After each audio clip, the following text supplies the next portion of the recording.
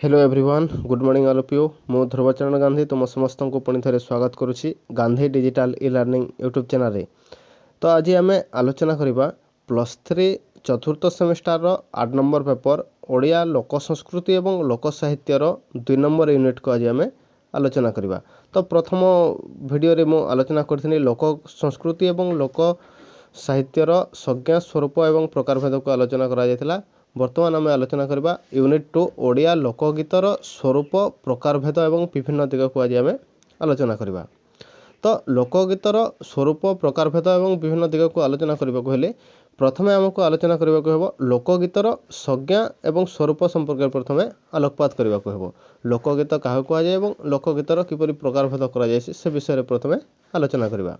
तो प्रथमे लोकगीतर संज्ञा एवं स्वरूप को देखिबा। तो प्राक ऐतिहासिक काल रे आदिम मानव जांगलिक सुषमार प्राचुर्य मध्य जितेबाला जीवन अतिबाहित करथिला सेतेबेले सभ्यता एवं संस्कृति संपर्क रे से संपूर्ण अज्ञ थिला संपूर्ण भाव से अज्ञ थिला। तो वृक्षर फल पुष्प थिला तार आहार एवं बल्कल परिधान करथिला से। तो अरण्यर से प्राकृतिक परिवेश मध्य से देखला और आकाशर नीतिमा देखि पाइला पुष्पर शोभ शुणिला कोकिलर कुहुतान और भ्रमरर गुंजन से शुणी पाइला। ता सहित निर्झरिणीर कलनाद वर्षार रिमझिम शब्द झिंकारीर झिंझी शब्द तार प्राण को जेपरि कबलित और प्रफुल्लित करुछि ताहा नुहे परंतु हृदय को पुलकित और आंदोलित मध्य करथिला। तो सेथिपई ता कंठर झरी जाइतिला सेदिन कवितार प्रथम ओंकार ध्वनि। तेणु लोक साहित्यर स्रष्टा प्रथमे गाइछि एवं परे कहिछि एवं जहाँ गाइछि ताहा प्राकृतिक और स्वाभाविक हो जाइछि।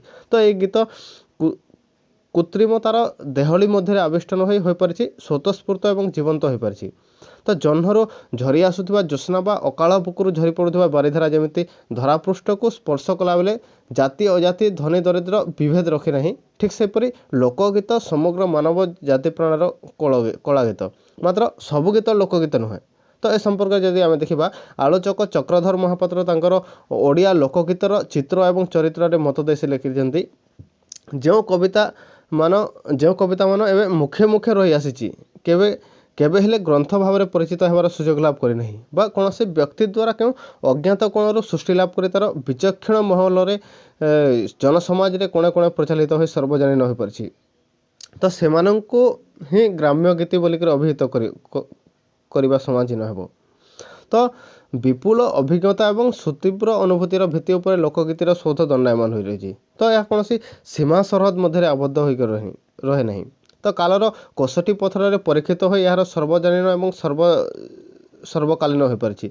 तो लोक जीवन रस प्राचुर्य यह मोहनीय हो पारिछि। तो मनीषर जीवनर केवल सुख समृद्धिर दिन गुड़िक एथिरे रूपायित नुहे ता सहित दुख विषाद भरा संघर्ष मुखर क्रांतिकर वास्तव जीवन मध्य चित्रित होइछि।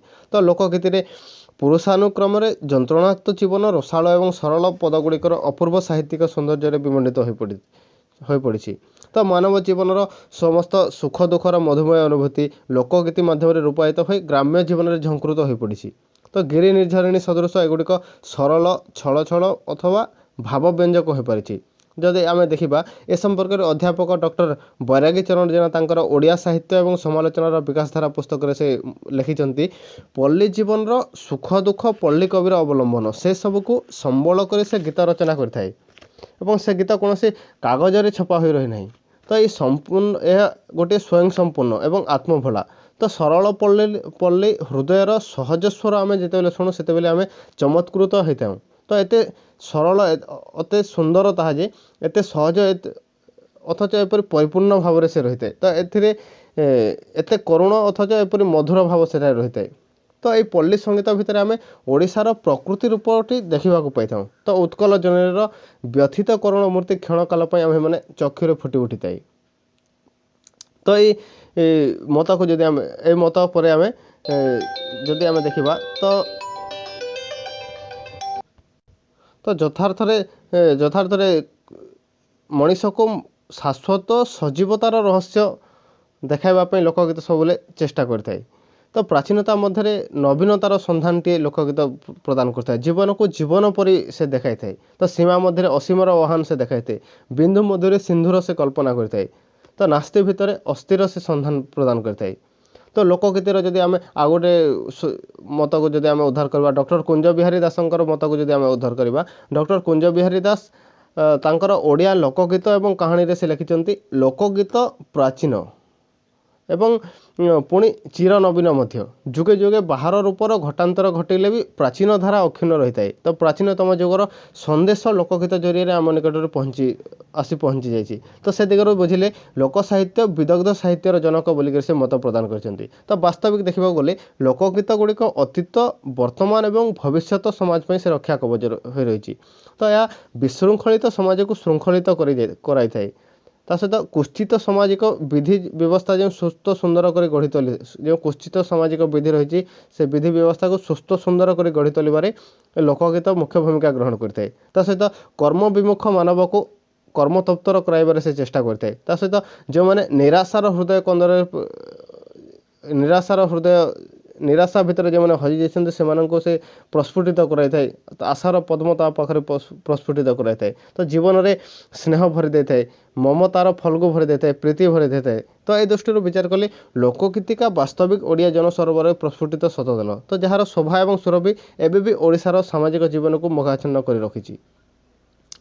तो यह थिला आमर लोकगीतर संज्ञा संज्ञा एवं स्वरूप। जदि आम देखा लोकगीतर विभिन्न रूप को जदि आम आलोचना विभिन्न रूप बा लोकगीतर प्रकारभेद को जदि आम देखा तो लोकगीत को अनेक भाग में विभक्त करा जायछि। तो ये विपुल पृथ्वी हूँ लोकगीतर प्रशस्त क्षेत्र। तो मनीष प्रकृत आत्मपरिचय साहित्य ही मिली थाए। तो निजको एवं जगत को जानापी व्यापक परिसर रही है। तो आदिम मनीषर कलाप्रियता सामाजिक जीवनधारा और संस्कृति संपर्क में नाना कथा लोकगीतिकार उपलब्ध होता है। तो ये आज नृतत्वविद मैंने लोकगीतिकार मनीष सभ्यतार विवर्तन और अध्ययन पर उद्यम कर कारण ये लोकगीतिका विचित्रा बन्ना यार दृष्टि सुदूर प्रसारी हो रही है। तो जीवन एवं जगत सहित संजोग हो पार मूल्यबोधर परिवर्तन घटिले यार भाव सर्वदा अक्षुण्ण रही है। तो एक सर्वकालिक एवं चिरंतन मूल्यबोध यार कलेवर को परिपुष्ट कर नित्य नूतन होता है। तो अध्यापक वृंदावन चंद्र आचार्य तांकर ओडिया साहित्यर संक्षिप्त परिचय पुस्तक में लोकगीतिका को सामाजिक शिक्षात्मक और धार्मिक एपरी तीनोटी भाग में विभक्त करछन्ति। तो ये तीन भाग में लोकगीत गुड़िक वर्गीकरण कर जो विभिन्न विभाग में विभिन्न गीतिका को स्थानित करछन्ति ताहा यथार्थ। तो यह व्यतीत केतेक आलोचक ही लोकगीतिका को कर्ममूलक नारी जीवनमूलक आदि भाग में विभक्त करछन्ति। कारण ये लोकगीत गुड़िक असंख्य ढगढमाली कृषि गीत खेल गीत कांदणा गीत पाटुआ गीत दोली गीत डालखाई गीत बारमासी गीत चकुलिया पंडा गीत नानाबया गीत इत्यादि बहुविध रूप में विभवमंडित अटे। तो एगुड़िक जो सरल से तरल और कलात्मक अटे। तो दोली गीत कांदणा गीत भली बहु रचना सत्य जेपरी साधारण व्यक्ति प्राणर सरल निरलस अनाबिल भावनार स्वतस्फूर्त भाव झरी पड़ी थाए। तो से लोकगल्प तुलन में लोकगीत को लोकगीतर अधिक परिमाण में समाज जीवन निखुण चित्र सेठारे मिल पारि थाए।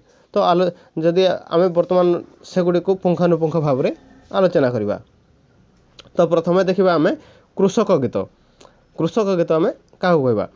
तो कृषि कार्य करने समय कृषक आपणार शारीरिक क्लांति को लाघव करने खरा वर्षा कृषि क्षेत्र में संगीतर मूर्छना तली दे थाए। तो समसामयिक क्लांति अपनोदन निमित्त गीत गाई थाए। से गीत गाउथिबारु तो ये गीत केतेक निरर्थक शब्द व्यवहृत होता है। हल करने समय से जिते रौद्र ताप क्लिष्ट हो पड़े से से कष्ट लाघव से गाई उठी थाए। ता सहित पौराणिक चरित्र आत्मप्रकाश से जो गीत गुड़िक गाई थाए से पौराणिक चरित्र गुड़िक आत्मप्रकाश करथांती।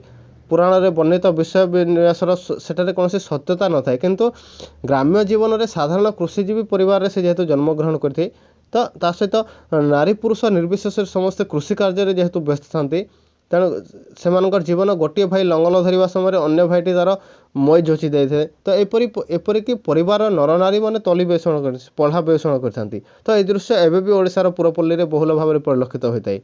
तो एक कथाटी को सुंदर भाव में कृषक पौराणिक चरित्र माध्यम कृषक गीत अवतारणा करपरिक रामर भारीजा नीलावती राणी लाउ कलसी बहुतिले पानी अर्घ्य बंधाइले यशोदा गंगारू नीर आनी हो एपरी। तापर आउ जदि देखा कृषकर चरित्र जदि आम देखा राम लक्ष्मण दुई गोटी भाई के फांदे लंगल के फांदे आड़ मई पल्हा ପରଶିବ ରାମ ଯେ ଲକ୍ଷଣ ସୀତୟା ଯିବେ ରହିବ। ଏପରି କୃଷକ ରାତି କାଳରୁ ହଳ ଲଙ୍ଗଳ ନେଇ କ୍ଷେତକୁ ଚାଲି ଯାଇଥାଏ। ତ କିଛି ସମୟ ହଳ କରିବା ପରେ ପେଟର ଭୋକ ଆତୁର କରି ପକାଇଥାଏ। ତ ଏହି ସମୟରେ ସେ ତା ତୃଷ୍ଣା ନିବାରଣ ପାଇଁ ସେ ବିଭିନ୍ନ ପ୍ରକାର ଗୀତ ସେ ଗାଇଥାଏ। ତାପରେ ଦେଖିବା ଆମେ ଶଗଡ଼ିଆ ଗୀତ।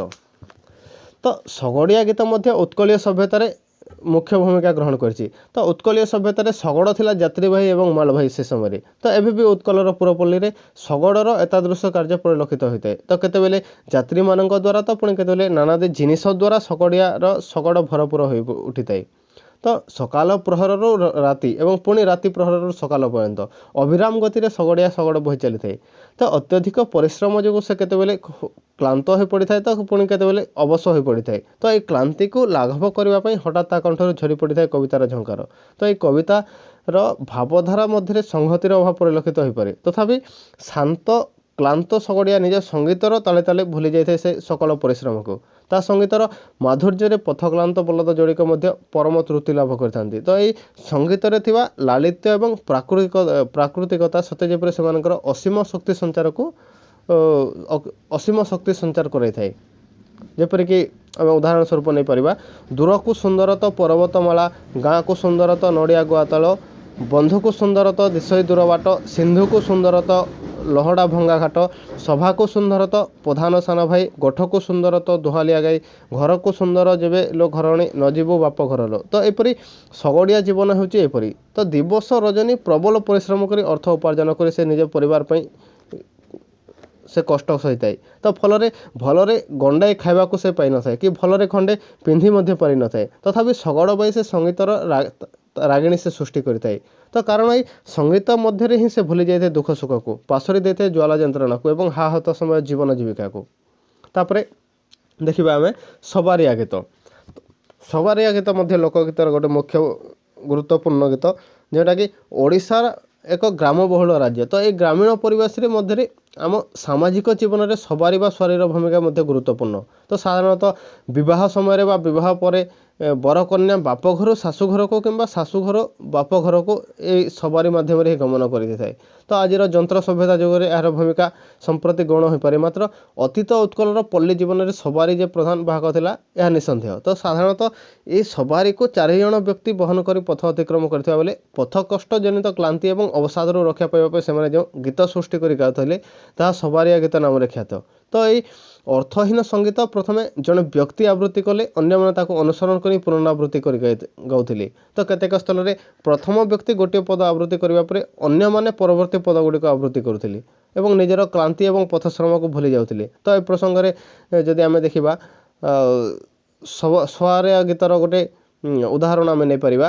ହୁମୁରା ଭାଇଲୋ ଖବର କରିଲ, ଦବର ଦାଡ଼ିଲୋ, ନଜର ନଳିଲ, ଧୀରା ଗଢ଼ିବୁଲୋ, କୋଇଲି ଅଖାଲୋ, ମଳାସୁର ପୁଅ ଦିଅର ଲେଖାଲୋ, ବାଲେଶ୍ୱର ଗୁଣ୍ଡି ପାନରେ ଦବୁଲୋ, ପାନ ଭାଙ୍ଗୁଥିବୁ ଖିଲେଇ କରିଲ, ଚୁନି ଚୁନି ଗୁଆ ଖଇର ମିଶାଲୋ, ବଡ଼ ନଈକୂଳ ବଡ଼ ଉଜାଣିଲୋ, ଗାମୁଛା କାନିରେ ଆଣିବି ଟାଣିଲୋ ଇତ୍ୟାଦି। ତ ଏ ଗୀତର ପ୍ରଶ୍ନକର୍ତ୍ତା ଏବଂ ଉତ୍ତରଦାତା ଗୋଟିଏ ଦଳର ଏବଂ ପଥକ୍ଳାନ୍ତ ଦୂର କରିବାକୁ ସେମାନେ ଯାହା ଯେତେବେଳେ ପାଟିକୁ ଆସୁଥିଲା ସଙ୍ଗୀତହୀନ ଭାବରେ ସେମାନେ ଗାଇ ଚାଲୁଥିଲେ। କିନ୍ତୁ ଅତୀତର ସବାରିଆ ଗୀତ ଆଜି ଆଉ ନାହିଁ। ତ ତା ପରିବର୍ତ୍ତେ ଆଧୁନିକ ଶସ୍ତା ସଙ୍ଗୀତ ଏବେ ବର୍ତ୍ତମାନ ଆସିଯାଇଛି। ତାପରେ ଦେଖିବା ଆମେ ଚକୁଲିଆ ପଣ୍ଡା ଗୀତ। ତ ଚକୁଲିଆ ପଣ୍ଡା ଗୀତ ମଧ୍ୟ ଆମର ଓଡ଼ିଆ ସାହିତ୍ୟର ଲୋକଗୀତରେ ପ୍ରମୁଖ ଭୂମିକା ଗ୍ରହଣ କରିଛି। ତ ସାଧାରଣତଃ ଓଡ଼ିଶାର ଗ୍ରାମୀଣ ପରିବେଶରେ ଗୀତ ଗାଇ ଗାଇ ଭିକ୍ଷା ମାଗିବା ଚକୁଲିଆ ପଣ୍ଡାମାନଙ୍କର ଏକ ସ୍ୱାଭାବିକ ପ୍ରବୃତ୍ତି ଥିଲା। ତ ଗ୍ରୀଷ୍ମ ଋତୁରେ ସେମାନେ ଗ୍ରାମକୁ ଗ୍ରାମ ବୁଲି ଲୋକମାନଙ୍କ ମନରେ ବିଶ୍ୱାସ ସୃଷ୍ଟି କରିବାକୁ ଯାଇ ଗୀତ ମାଧ୍ୟମରେ ଦାନ ଧର୍ମର ମହତ୍ତ୍ୱ ପ୍ରତିପାଦନ କରୁଥିଲେ। ସେମାନେ ପଦକୁ ପଦ ମିଳାଇ ଗାଉଥିବା ଗୀତ ଗୁଡ଼ିକ ପୌରାଣିକ କଥାବସ୍ତୁ ଉପରେ ସାଧାରଣତଃ ପର୍ଯ୍ୟବେସିତ ଥିଲା। ବିଭିନ୍ନ ଦେବାଦେବୀ ଏବଂ ପୌରାଣିକ ବିଷୟକୁ ବର୍ଣ୍ଣନା କରି ସେମାନେ ଧର୍ମ ବିଶ୍ୱାସୀ ଓଡ଼ିଆ ପ୍ରାଣରେ ଆବେଗ ସୃଷ୍ଟି କରି ବେଶ କିଛି ଭିକ୍ଷା ପାଉଥିଲେ। ତ ସୂର୍ଯ୍ୟବଂଶୀୟ ସମ୍ରାଟ ପ୍ରଭୁ ରାମଚନ୍ଦ୍ରଙ୍କର ମହତ୍ତ୍ୱ ପ୍ରଚାର କରିବାକୁ ଯାଇ ଚକୁଲିଆ ପଣ୍ଡାମାନେ ବିଭିନ୍ନ ପ୍ରକାର ସଙ୍ଗୀତ ସଂଯୋଜନା କରି ଗୀତ ଗାଉଥିଲେ, ଯାହାକୁ କି ଆମେ ଉଦାହରଣ ସ୍ୱରୂପ ନେଇପାରିବା। ଆପଣେ ଜଣୁ ରାମ ନାମ ପଦକୁ ଭଣିଲେକ ଯୁଜେଷ୍ଟି, ସ୍ୱଦେହ ଘେନିଣ ସେହି ସ୍ୱର୍ଗକୁ ଗଲେ ଉଠିହେ, ଯହୁଁ ରାମ ନାମକ ପଦକୁ ଭଣିଲେକ କଇଁତା, 5 କୋଟି ପୁତ୍ର ତାର ହେଲେ ବଳବନ୍ତା ହେ, ଯହୁଁ ରାମ ନାମ ପଦକୁ ଭଣିଲେକ ନକୁଳ, କୁନ୍ତହୁଳି ପୃଥିବୀକି ଯେ କଳେ ଟଳମଲ। ତ ଏପରି ସେମାନେ ଗୀତକୁ ସଂଯୋଜନା କରିକରି ସେମାନେ ଗାଉଥିଲେ। ତ ଏକ ସ୍ୱତନ୍ତ୍ର ପ୍ରକାର ଶୈଳୀରେ ଚକୁଲିଆ ପଣ୍ଡାମାନେ ଏ ଗୀତ ଗୁଡ଼ିକ ଗାଇ ଗାଇ ଓଡ଼ିଶାର ଧର୍ମପ୍ରାଣ ସରଳ ପଲ୍ଲୀବାସୀଙ୍କର ମନକୁ ସହଜରେ କିଣି ନେଉଥିଲେ। ତାପରେ ଦେଖିବା ଆମେ ନାଉରିଆ ଗୀତ। ତ ନାଉରିଆ ଗୀତ ଓଡ଼ିଶାର ନଦୀ ନାଳ ପରିପୂର୍ଣ୍ଣ ଏକ ଗ୍ରାମ, ଯେହେତୁ ଓଡ଼ିଶା ନଦୀ ନାଳ ପରିପୂର୍ଣ୍ଣ ଗୋଟେ ଗ୍ରାମବହୁଳ ଦେଶ, ତ ଗମନାଗମନର ବିଶେଷ ସୁବିଧା ନଥିବାରୁ ବିଭିନ୍ନ ନଦୀ ନାଳରେ ନାଉରିଆମାନେ ନାଁ ମାଧ୍ୟମରେ ଲୋକମାନଙ୍କୁ ନଦୀ ପାର କରାଉଥିଲେ। ତ ଏଇ ନାଉରିଆମାନେ କେତେବେଳେ ଯାତ୍ରୀମାନଙ୍କ ମନରେ ଆନନ୍ଦ ସୃଷ୍ଟି କରିବା ପାଇଁ ନାଁ ମେଲି ଦେଇ ବିଭିନ୍ନ ପ୍ରକାର ମନ ଫୁଲାଣିଆ ଗୀତ ଗାଉଥିଲେ। ତ କେତେବେଳେ ଆଡ଼ୁଲା ମାରିବା ସମୟରେ ପବନର ପ୍ରତିକୂଳ ପ୍ରଭାବ ଯୋଗୁଁ ଯେଉଁ ଶାରୀରିକ କଷ୍ଟ ହେଉଥିଲା ସେଥିରୁ ସମସାମୟିକ ପ୍ରଶାନ୍ତି ପାଇଁ ସେମାନେ ଗୀତ ଗାଉଥିଲେ। ତ ଅଧିକାଂଶ ନାଉରିଆମାନଙ୍କର ଗୀତ ରସିକତାପୂର୍ଣ୍ଣ ଥିଲା। ତ ସେମାନଙ୍କର ଗୀତ ଗୁଡ଼ିକ ହୃଦୟରେ ଗଭୀରତମ ପ୍ରଦେଶରୁ ସୃଷ୍ଟି ହେଉଥିଲା ଏବଂ ତାହା ହଠାତ୍ ମନ ଓ ପ୍ରାଣକୁ ଆକର୍ଷିତ କରୁଥିଲା। ତ ନାଁ ଚଳାଇବା ସମୟରେ କୌଣସି ତରୁଣ ହଳଦୀ ଜର ହୋଇ ଚାଉଳ ଧୋଇବାର ଦୃଶ୍ୟ ଯଦି ନାଉରିଆ ଦୃଷ୍ଟିରେ ପଡ଼ୁଥିଲା ତେବେ ସେ ତାହାକୁ ସେ ସଙ୍ଗୀତ ମାଧ୍ୟମରେ ତାହାକୁ ଗାଇ ଦେଉଥିଲା। କଦଳୀ ପତର ବାହାକୁ ଫରଫର, ଓଦା ଲୁଗା ପିନ୍ଧି ଗୋରି ବାହାର, ହଳଦୀ ଜର ହୋ। ଠିକ୍ ସେପରି ଯଦି ଦେଖିବା ଆମେ କି ଗୀତ ଗାଇଲୁ ନା ସଙ୍ଗେ ବସି ମଙ୍ଗେ ବସି, କାନ ପାରିଥିବ 16 ବୟସୀ, ଚାଉଳ ଧୋଇ ଆସି ହୋ, ଏପରି। ତ ନାଉରିଆ ହୃଦୟର ଗଭୀରତମ ପ୍ରଦେଶରୁ ସୃଷ୍ଟି ଏହି କବିତା କେତେ ଯେ ସରସ ଏବଂ ଜୀବନ୍ତ ଏବଂ ରସପୂର୍ଣ୍ଣ ତାହା କେବଳ ହୃଦୟ ପାଠକ ହିଁ ତାହାକୁ ଉପଲବ୍ଧି କରିପାରିବ। ତାପରେ ଆମେ ଦେଖିବା ଦୋଳି ଗୀତ। ତ ଦୋଳି ଗୀତ ହେଉଛି ଓଡ଼ିଶାର ପଲ୍ଲୀ ଜୀବନରେ ପାଳନ କରାଯାଉଥିବା ବିଭିନ୍ନ ପର୍ବପର୍ବାଣି ମଧ୍ୟରୁ ରଜ ପର୍ବରେ ଯେଉଁ ଗୀତ ବୋଲାଯାଇଥାଏ ତାହାର ଭୂମିକା ଅନବଦ୍ୟ। ତ ଏହି ରଜ ପର୍ବରେ ଦୋଳି ଖେଳ କିଶୋର କିଶୋରୀମାନଙ୍କର ମାନସ ପଟରେ ଆଲେଖ୍ୟ ସୃଷ୍ଟି କରିଥାଏ। ତ ବିଶେଷ କରି ଏହି ପର୍ବରେ ଦୋଳି ଗୀତ ହେଉଛି ପଲ୍ଲୀପ୍ରାଣ ଜନତାଙ୍କ ପାଇଁ ସ୍ୱତନ୍ତ୍ର ଆକର୍ଷଣ। ତ ସାଧାରଣତଃ ଦୋଳି ଗୀତ ହେଉଛି ପ୍ରାକ୍ ଯୌବନର ଗୀତ। ତ କିଶୋରର ଦ୍ୱାର ଦେଶରେ ଯୌବନ ଉପନୀତ ହୋଇଥାଏ। ତ ଯୌବନ ରାଜ୍ୟର ରାଜକୁମାରୀ ହେଉଛି କିଶୋରୀ। ତ ବୈରାଗ୍ୟ ବଞ୍ଚିତ ଜୀବନକୁ ଯୌବନ ଉପହାସ କରିଥାଏ। ତେଣୁ ଦୋଳି ଖେଳ ପ୍ରାରମ୍ଭରେ ଦେବାଦେବୀ ବନ୍ଦନା କରିବାକୁ ଯେ ତା'ର ସମୟ ନଥାଏ, କେବଳ ବିଧି ରକ୍ଷା କରିବା ପାଇଁ ସେ ଆମର ଦୋଳି ଗୀତରେ ସେ ଟିକେ ବନ୍ଦନା କରିଦେଇଥାଏ। ଯେପରିକି ଲଲାଟେ ଦେଇ ଚନ୍ଦନ, ପ୍ରଥମେ ବନ୍ଦିଲି ଶ୍ରୀ ଗଜାନନ, ଦୋଳି ଗୀତେ ଦେଲି ମନ, ବନ୍ଦୋଇ ସାରଳା ଦେବୀ, ପ୍ରସନ୍ନ ହୋଇଲେ ଉତ୍ତର ଦେବୀ, ମନରେ ରଖିବ ଭାବି, ଦୋଳିର ଉପରେ ଫଳ, ସମସ୍ତେ ରହିବେ ଭଲ। ଏପରି ସେ ବିଭିନ୍ନ ସମୟରେ ବିଭିନ୍ନ ଲୋକଙ୍କୁ ଦେଖି ସେ ଦୋଳି ଗୀତ ଗୁଡ଼ିକ ଗାଇଥାନ୍ତି। ତ ରଜ ଦୋଳି ଖେଳ ଅବିବାହିତା କିଶୋରୀମାନଙ୍କର ନିଜସ୍ୱ ସୃଷ୍ଟି। ତେଣୁ ଦୋଳି ଖେଳୁ ଖେଳୁ ଯଦି ସେ 2 ଜଣ କିଶୋର ତାଙ୍କରି ସାମ୍ନାରେ ଚାଲି ଯାଉଥିଲେ ତତ୍କ୍ଷଣାତ୍ ସେ ତାଙ୍କୁ ମନେ ପକାଇ ଗୀତଟିଏ ଗାଇ ଦେଉଥିଲା। ନବବିବାହିତା ଶାଶୁଘର ଫେରନ୍ତା ଝିଅମାନଙ୍କର ଖେଳରେ ଅପୂର୍ବ ଅଭିଜ୍ଞତା ଥିବା ଦୃଷ୍ଟିରୁ ସେମାନେ ଦୋଳି ଗୀତ ଗାଇବା ପାଇଁ ସ୍ୱାଗତ କରାଯାଇଥାଏ। ତ ସେମାନଙ୍କର ଦୋଳି ଖେଳ ଗୀତରେ ଶାଶୁଘରର ସୁଖ ଦୁଃଖ କାହାଣୀ ମଧ୍ୟ ଶୁଣିବାକୁ ଭଲ ଲାଗିଥାଏ। ତ ଶାଶୁଘରେ ପାଇଥିବା ଦୁଃଖ କଷ୍ଟ ଏବଂ ନିର୍ଯାତନା ପାଇଁ ନବବିବାହିତା ଝିଅଟି ନିଜ ବୋଉକୁ ଦୋଷ ଯେ ସେ ଗୀତ ଗାଇଥାଏ।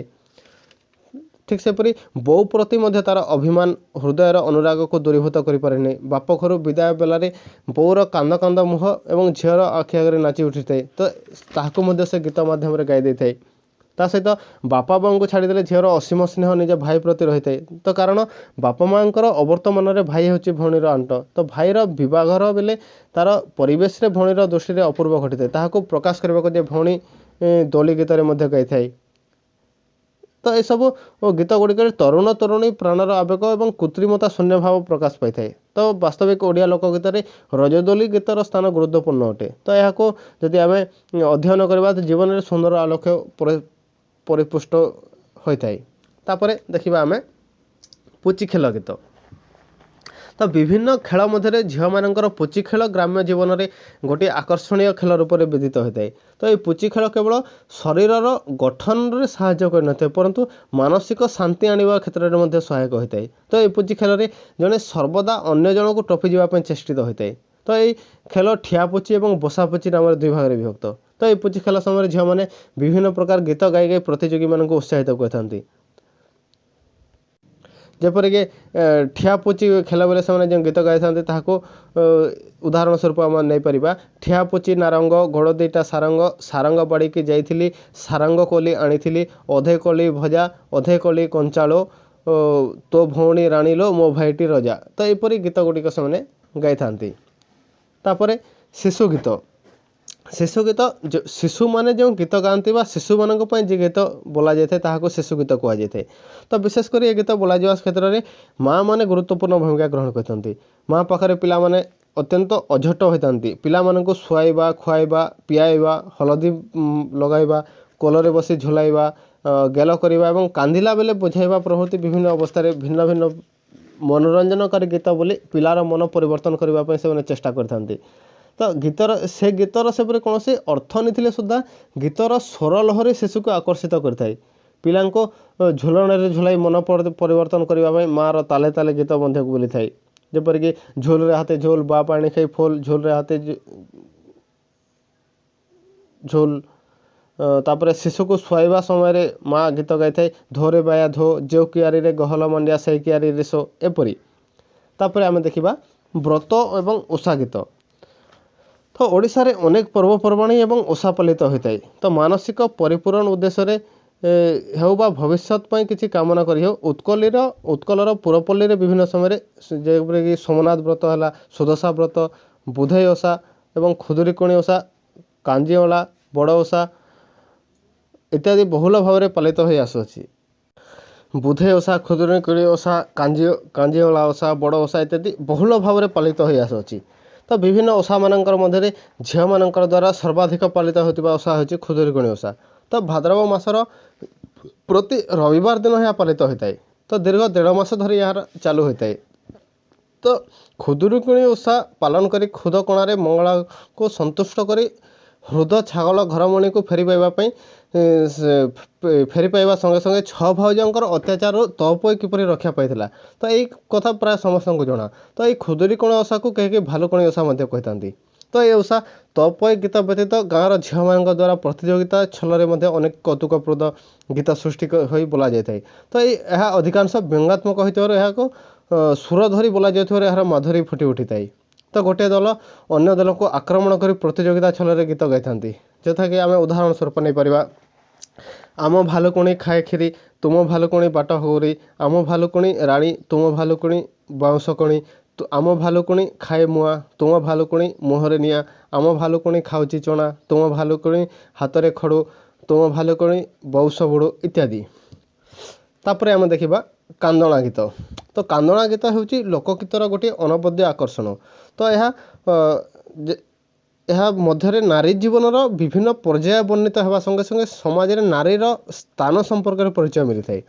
ତ ହୃଦୟର ସ୍ୱତଃସ୍ଫୂର୍ତ୍ତ ଭାବର ଏହି ଗୀତିମୟ ଅଭିବ୍ୟକ୍ତି ମନରେ ଗଭୀର ରେଖାପାତ କରିଥାଏ। ତ ଏହା ଦେଶର ସଂସ୍କୃତି। ତ ଝିଅ ବୋହୂମାନଙ୍କର ପ୍ରତ୍ୟକ୍ଷ ବା ପରୋକ୍ଷ ଅନୁଭୂତିକୁ ନିଜର ଭାବି ଏହା ସୃଷ୍ଟି କରାଯାଇଥାଏ। ତ ଅନୁଭୂତିର ବିନୀତ ପ୍ରକାଶରେ ଯଦି ଝିଅର ବିଦାୟ ଏବଂ ବୋହୂର ଆଗମନ ବେଳେ ଏହା ଅଧିକ ହୃଦୟସ୍ପର୍ଶୀ ହୋଇଥାଏ। ବିଶେଷ କରି ଶାଶୁ ଘରକୁ ଯିବା ବେଳେ ନବବିବାହିତାର ଅଶ୍ରୁ ଗଳିତ ଅନ୍ୟମାନଙ୍କ ଆଖିରେ ମଧ୍ୟ ଲୁହ ଭରି ଦେଇଥାଏ। ତ ପରିଚିତ ସ୍ଥାନରୁ ଅପରିଚିତ ସ୍ଥାନକୁ ଏବଂ ପରିଚିତମାନଙ୍କ ଗହଣରୁ ଅପରିଚିତମାନଙ୍କ ନିକଟକୁ ଯାତ୍ରା କାଳରେ ନବପରିଣୀତା ମନରେ ଆଶଙ୍କା ଜାଗିବା ସ୍ୱାଭାବିକ। ତ ସେ ଜାଣେ ନା ଯେ ଅନାଗତ ଭବିଷ୍ୟତ ପାଇଁ ତା ପାଇଁ କ'ଣ ସଞ୍ଚି ରହିଛି। ତ ସମାଜର ପାରମ୍ପରିକ ରୀତି ନାମରେ ଯୁଗ ଯୁଗର ରକ୍ଷଣଶୀଳତା ତା'ର ଅନଭିଜ୍ଞ ହୃଦୟ ଏବଂ ମନକୁ କଣ୍ଟକିତ କରିଦେଇଥାଏ।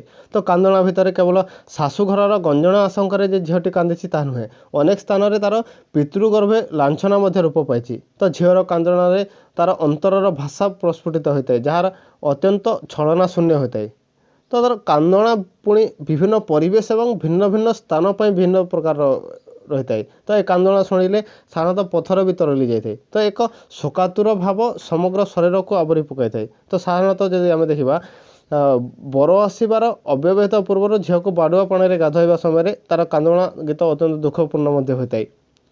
ତା ସହିତ ସେ ବିବାହ ସରିବା ପରେ ମା ଘରକୁ ତା'ର ଶାଶୁ ଘରକୁ ଯିବା ସମୟରେ ମଧ୍ୟ ସେ ଅନେକ କାନ୍ଦଣା ଗୀତ ମଧ୍ୟ ଶୁଣିବାକୁ ମିଳିଥାଏ। ତ ସେଥି ମଧ୍ୟରୁ ଆମେ ଗୋଟେ ଉଦାହରଣ ସ୍ୱରୂପ ମଧ୍ୟ ନେଇପାରିବା, କଳା ମେଘ ବୋଲି ମୁଁ ଚାହେଁ ନାହିଁ ଲୋ ବୋଉ, କଳାହାଣ୍ଡି ବୋଲି ମୁଁ ଧୁଏ ନାହିଁ ଲୋ ବୋଉ, ପେଟ ଦରଜ କି ପିଠି ଦରଜ ଲୋ ବୋଉ, ମୋର ଦରଜ କି ପର ଜାଣିବ ଲୋ ବୋଉ, ସକାଳର ଖିଆ ସଞ୍ଜ ହୋଇବ ଲୋ ବୋଉ, ତାଟିରେ ଲାଗିଲେ ମନ ଲାଗିବ ଲୋ ବୋଉ, ମୋର ଯେଉଁ ଦେଶେ ଜଳ ଯାଚି ନଥାନ୍ତି ହେ ବାପା, ସେହି ଦେଶେ ଜଳ ମାଗି ପିଇଲ ହେ ବାପା, ପିତା ଫଳ ବୋଲି ଗୁଞ୍ଜିଣ ଦେଇ ହେ ବାପା, ପଚା ମାଛ ବୋଲି ଯାଚି ଭୋଇ ହେ ବାପା। ତ ଏପରି ବିଭିନ୍ନ ସମୟରେ ସେ କାନ୍ଦଣା ଗୀତ ଗୁଡ଼ିକ ଶୁଣିବାକୁ ମିଳିଥାଏ।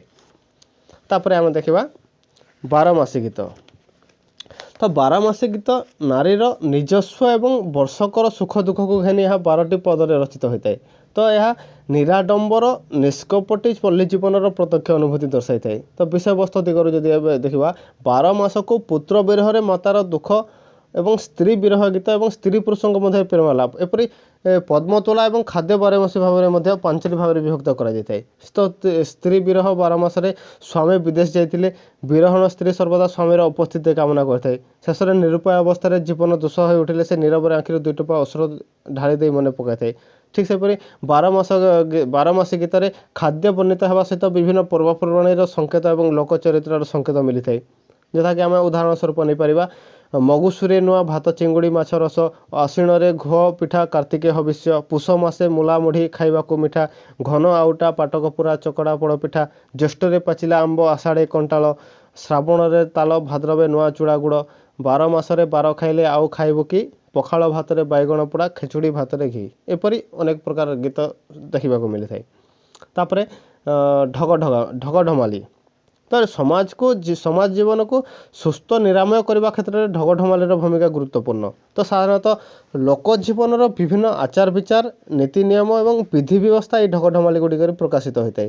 ତ ଏହି ଢଗ ଢମାଲିରେ ସାମାଜିକ ଜୀବନର ଖାଦ୍ୟ ପଦାର୍ଥ ଯେପରିକି ଗୃହ ଉପକରଣ, ଗ୍ରାହସ୍ଥ ଜୀବନର ଯାବତୀୟ ସୁଖ ଦୁଃଖ ହେଲା, ପଡ଼ୋଶୀରେ ହିଂସା ଦ୍ୱେଷ, ତା ସହିତ ଗୃହସ୍ଥଳୀର ଦ୍ୱନ୍ଦ୍ୱ, କଳହ, ଉତ୍ତେଜନା, ଅବସାଦ, ଦୈନ୍ୟ ସଂକୀର୍ଣ୍ଣତା ଏବଂ ଅସହିଷ୍ଣୁତା ପ୍ରଭୃତି ବର୍ଣ୍ଣନା କରାଯାଇଥାଏ। ତ ସେଥିମଧ୍ୟରୁ ଆମେ ଉଦାହରଣ ସ୍ୱରୂପ ମଧ୍ୟ ନେଇପାରିବା ଯେଉଁଟାକି ନୀତି ବାକ୍ୟ ହିସାବରେ ରୁଚୁ ନ ରୁଚୁ ଖା ପିତା, ବୁଝ ନ ବୁଝ ପଡ଼ ଗୀତା, ଅସଙ୍ଗରେ ସଙ୍ଗୀତା, ଅସଙ୍ଗରେ ସଙ୍ଗୀ ହେଲେ ଫାଶୀ କାଟରେ ଲମ୍ବିଥା ଏପରି ନୀତି ବାକ୍ୟ ଭରା ଗୀତ ଗୁଡ଼ିକ ମଧ୍ୟ ଦେଖିବାକୁ ମିଳିଥାଏ। ଯଦି ଆମେ ବ୍ୟଙ୍ଗାତ୍ମକ ଗୀତ ଯଦି ଦେଖିବା ପରଲୁଗା ପିନ୍ଧି ଜାତକୁ ଯାଇ ପଚାରିଲେ ମୁଣ୍ଡ ଟୁଙ୍ଗାରୁ ଥାଏ, ପୁଅ କରୁଥାଏ ଚାତର, ବାପ ବିକୁଥାଏ ଚିଙ୍ଗୁଡ଼ି ଶୁଖୁଆ, ମା ବିକୁଥାଏ ପତର ଏପରି ବିଭିନ୍ନ ପ୍ରକାର ଢଗ ଢମାଲି ମଧ୍ୟ ରହିଛି। ଏ ଢଗ ଢମାଲି ଓଡ଼ିଆ ସାହିତ୍ୟରେ ବହୁଳ ସଂଖ୍ୟାରେ ଅସଂଖ୍ୟ ସଂଖ୍ୟାରେ ଅଛି। ତାପରେ ନାଁ ଦିଆ ଏବଂ ବୁଦ୍ଧି ପରୀକ୍ଷା। ନାଁ ଦିଆ ଏବଂ ବୁଦ୍ଧି ପରୀକ୍ଷା ପର୍ଯ୍ୟାୟରେ ସାଧାରଣତଃ ଲୋକକବିମାନଙ୍କର ବୌଦ୍ଧିକ ଚାତୁରୀ ପରିଲକ୍ଷିତ ହୋଇଥାଏ। ତ ମଣିଷ ତା'ର ଅବସର ସମୟ ଅତିବାହିତ କରୁଥିବା ବେଳେ ନିଜର ସାଥୀମାନଙ୍କର ନିକଟରେ ବୁଦ୍ଧି ପରୀକ୍ଷା କରିବା ପାଇଁ ସୁଜ୍ଞାନର ଗଭୀରତା ତଥା ସାମୟିକ ଆନନ୍ଦ ପ୍ରଦାନ ଉଦ୍ଦେଶ୍ୟରେ ଏପରି ଅନେକ ବୌଦ୍ଧିକ ପ୍ରଶ୍ନ ପଚାରି ଉତ୍ତର ଲୋଡ଼ିଥାଏ। ତ ଏହାଦ୍ୱାରା ଯେକୌଣସି ଇତର ପ୍ରାଣୀମାନଙ୍କଠାରୁ ତା'ର ସ୍ଥାନ ଯେ ବହୁ ଊର୍ଦ୍ଧ୍ୱରେ ତାହା ପ୍ରମାଣିତ ହୋଇଯାଇଥାଏ। ତ ଚିନ୍ତା ଶକ୍ତି ଅଭିବୃଦ୍ଧି କରିବା କ୍ଷେତ୍ରରେ ଏହି ପର୍ଯ୍ୟାୟ ଗୀତ ଗୁଡ଼ିକର ଗୁରୁତ୍ୱପୂର୍ଣ୍ଣ ଭୂମିକା ରହିଛି। ତ ଏପରି କେତେକ ନାଁ ଦିଆ ଏବଂ ବୌଦ୍ଧିକ ପ୍ରଶ୍ନ ସମ୍ବଳିତ ଉଦାହରଣ ଆମେ ମଧ୍ୟ ନେଇପାରିବା। ଯେପରିକି ଛଅ ଗୋଡ଼ ତାର କୋଇଲି ରଙ୍ଗ, ନୁହଇ ପକ୍ଷୀ ସେ ପାରଇ ଡିମ୍ବ, ନିକୁଞ୍ଜ ବନରେ ତାହାର ଘର, ମଣିଷ ମାଉଁସ କରେ ଆହାର। ଏହା ଗୋଟେ ହେଉଛି ନାଁ ଦିଆ। ତ ଏଠାରେ ଏହାର ଉତ୍ତର ହେଉଛି ଉକୁଣି। ତ ଏପରି ନାଁ ଦିଆ ଓଡ଼ିଆ ସାହିତ୍ୟରେ ମଧ୍ୟ ଅସଂଖ୍ୟ ଭାବରେ ରହିଛି। ଯେପରିକି ଆଉ ଗୋଟେ ମଧ୍ୟ ଉଦାହରଣ ଆମେ ନେଇପାରିବା ପୂର୍ବ ଗଳି ପଶ୍ଚିମ ଗଳି ଡେଇଁ ପଡ଼ିଲି ଉତ୍ତର, ଦକ୍ଷିଣ ଦିଗରେ ଦେଖି ଆସିଲି ଫଳ ଉପରେ ପତର। ତ ଏହା ମଧ୍ୟ ଗୋଟେ ନାଁ ଦିଆ। ତ ଏଥିରେ ଏହାର ଉତ୍ତର ହେଉଛି ସବୁରି। ତ ଏପରି ଅନେକ ନାଁ ଦିଆ ଓଡ଼ିଆ ସାହିତ୍ୟରେ ଆମେ ଦେଖିବାକୁ ପାଇଥାଉ। ତାପରେ ଚିତାକୁଟା ଏବଂ ସାପଖେଲା ଗୀତ। ଚିତାକୁଟା ଏବଂ ସାପଖେଲା ଗୀତ ମଧ୍ୟ ବିଶେଷ ପରିମାଣରେ ଆମର ଓଡ଼ିଆ ସାହିତ୍ୟରେ ଦେଖିବାକୁ ମିଳିଥାଏ। ତ ଓଡ଼ିଶାର ପୁରପଲ୍ଲୀରେ କେଲୁଣୀ ନାରୀମାନଙ୍କର ହାତରେ ଚିତା କୁଟାଇବା ବେଳେ ଏବଂ ସାପ ଖେଳ ପ୍ରଦର୍ଶନ କରୁଥିବା ବେଳେ କିଛି ଗୀତ ଆବୃତ୍ତି କରିଥାନ୍ତି। ତ ଏଗୁଡ଼ିକ ଯଥାକ୍ରମେ ଚିତାକୁଟା ଗୀତ ଏବଂ ସାପ ଖେଳା ଗୀତ ଭାବରେ ପରିଚିତ ଲାଭ କରିଛି। ତ ଏ ଉଭୟ ପର୍ଯ୍ୟାୟର ଗୀତ ଲୋକଗୀତର ଅନ୍ତର୍ଭୁକ୍ତ ମଧ୍ୟ ହୋଇଛି। ଯେପରିକି କେଲୁଣୀର ଚିତା କୁଟାଇବା ବେଳେ ଗୀତ ଆମର ସାପ ଖେଳାଇବା ସମୟରେ ପଦ୍ମତୋଳା ଗୀତମାନ ଗାଇଥାନ୍ତି। ତ ସେ ସାପ ଖେଳା ଗୀତ ଗୁଡ଼ିକୁ ଆମେ ଉଦାହରଣ ସ୍ୱରୂପ ନେଇପାରିବା କଂସର ଘରଣୀ ପଦ୍ମାବତୀ ରାଣୀ, ସେ କଲା ଧନତିରି ଓସାକି ଗୋବିନ୍ଦ ହରି, କଂସର ଆଦେଶେ ପଦ୍ମତୋଲି ଗଲେ ବନମାଲିକି ଗୋବିନ୍ଦ ହରି, କାଲିନ୍ଦୀ ହ୍ରଦରେ ପଶନ୍ତି ବନମାଲି, ଶ୍ରୀପଦେ ଦଂଶିଲା କାଲି କି ଗୋବିନ୍ଦ ହରି। ତ ଏପରି ଅନେକ ଗୀତ ଗୁଡ଼ିକ ରହିଛି। ତାପରେ ଝଡ଼ା ଫୁଙ୍କା ଗୀତ। ତ ଅନେକ ଅନ୍ଧବିଶ୍ୱାସ ଏବଂ କୁସଂସ୍କାର ପରିପୂର୍ଣ୍ଣ ଗ୍ରାମ୍ୟ ଜୀବନରେ ରହିଥାଏ। तो डाहाणी लगे भूत प्रेत ग्रासीबा ज्वर हेबा आदि क्षेत्र में झड़ा फुंका करा जाए। तो से ग्राम्य जीवन में झड़ा फुंका जानिथिबा व्यक्तिंकर चाहिदा बेसी। तो पल्ली गीत संचयन में डॉक्टर कुंज बिहारी दास लिखिं डाहाणी लगिले गुणिया डाकी देह झड़ाइबा, भूत भयभीत व्यक्ति को काटपाणी पेइबा, भूत भयर जात रोग फुंकी झाड़ीदेवा, बण जंगल अंधार पथरे एकुटिया यात्रा देहरे विभिन्न प्रत्यंग को विभिन्न देवता को समर्पण कर निर्भीक हो चलवा से कालर गोटे रीति थिला। तो मंत्र बल असाध्य साधित हो पारे बोली लोक मानकर विश्वास थिला। तो गुणिया द्वारा देह किलाई देथिले भूत प्रेत ब्रह्म राक्षस डाहाणी चिरकुणी कौन से अनिष्ट साधन कर न पारती बोलिक से मत से लिखिं। तो एपरिक पेट कटा लुण मंत्र प्रचलन प्रथा से समय समाज में थिला। एबे भी अनेक समय अनेक जगार ग्राम्य जीवन में अनेकत्र परिलक्षित होता है। जदि एपरी देह किलाइबा मंत्र गोटे आम उदाहरण स्वरूप नहीं पारिबा। वज्र किलिणी वज्र द्वारा चौकती चौद्वार, डाहाणे डाहाण चंडी बामे क्षेत्रपाल, आगे नरसिंह पछे अष्ट बेताल, उपरे महामुद्रा वज्र कपाट, कोटिए ओइले गोटिए न छाड़ू बोली कहार आज्ञा, काउरी कामचंडींकर कोटि कोटि आज्ञा। तो एपरी देह किलाइबा मंत्र मध्य अनेक गुड़िया आम देखा पाई था। तापरे समर बोली गीत, समर बोली गीतवीर ओडिया जातिर गोटे महत्वपूर्ण लोकगीतिका रूप परिगणित होता है। तो ओडिया वीर जिते युद्ध को जाऊला से समय विभिन्न प्रकार समर गीति मान गान कराए से मन भितर उत्साह प्रेरणा तथा आत्मविश्वास सृष्टि करा। तो ये समर गीतिका भितर वीर योद्धा मानकर वेश पोशाक अस्त्रशस्त्र एवं युद्ध बाड़ीखाल आदि स्थान पाउथिला। तो एठारे गोटे आम उदाहरण स्वरूप नहीं पारिबा। आडमे आडबंध कंकणे कौपुनी, हेलेटी धुमाधुमी, हस्तमे रसबाड़ी चैतन्य सोदनी, गजमे भीम तुड़मे तुम, जानुमे जानुघंट, बाहामे बाघमुही बाहुटी, पादे पासरी कुन कुन बाजे, सिंहा मिरिग कंधे बिराजे, अखंड विभूति कपोल साजे, मथा में खोलरी पाग कटिमे कटारी, शिरमे कलाटिपा सिंदूर सिरी। एपरी गीत गुड़िक समर गीति गा जाए। तो यह हूँ गोटे ए गीतटी साधारणतः योद्धा मानकर वेश पोशाक संपर्क में ए गीत कहुई। महिषियाल गीत, तो महिषियाल गीत ओडिया लोकगीतर गोटे गुरुत्वपूर्ण विभाग। तो महिषियाल प्रचंड हाड़भंगा से गीत में प्रबल बारिजपादर एवं प्रखर रौद्रताप महिषी सहित समय कटाउଥିବା अवसर में निजर निसंग जीवन को किसी परिमाण में सरल सुंदर करने से गीत गाई एवं से गीतटी महिषियाल गीतिका नाम ख्याति लाभ कर। तो महिषी नहीं बुलुवा बेले आकस्मिक भाव कौन रमणी ता दृष्टिपथा रूढ़ है मन में चहली उठी थाए। तो प्रति फल्गुरे से आत्महरा हो उठी पड़ी थाए। तेणु प्रतीक्षामणि आपणार पत्नी स्नेह सराग को उपेक्षा कर से पड़ रही है महिषी गोठरे। तो पत्नी ठारू अनेक ताश्चल्य शुणी तार हृदयर भाषा को बुझापी से सेमती अप्रस्तुत रही है। जेपरिक आम उदाहरण स्वरूप आम नहीं पारिबा महिषियाल गीतर गोटे, चिता कुटाइलु ओठरे कालिया चिता कुटाइलु ओठे, जहा लगे चिता कुटाइलु बेहेरा, रही महिषी गोटे, टिकी टिकी धान लंब बिहान नई पड़ी छुईबाकू, तोते जग नहीं बिल गौड़े स्त्री जंघ छुईबाकू। तो यपरी अनेक गुड़े ताश्चल्य भरा महिषियाल गीत आम देखा पाई था ओडिया लोक साहित्य। तापर आम परवर्ती वीडियो गुड़िक आलोचना करवा लोकगीत समाज चेतना किपर रूप परिग्रह लाभ करथिला से विषय टी आलोचना करवा एवं ओडिया लोकगीत जगन्नाथ चेतना किपर प्रभाव विस्तार करछि। ए दुईटी विषय को आम पुंखानुपुंख भाव में आलोचना करवा।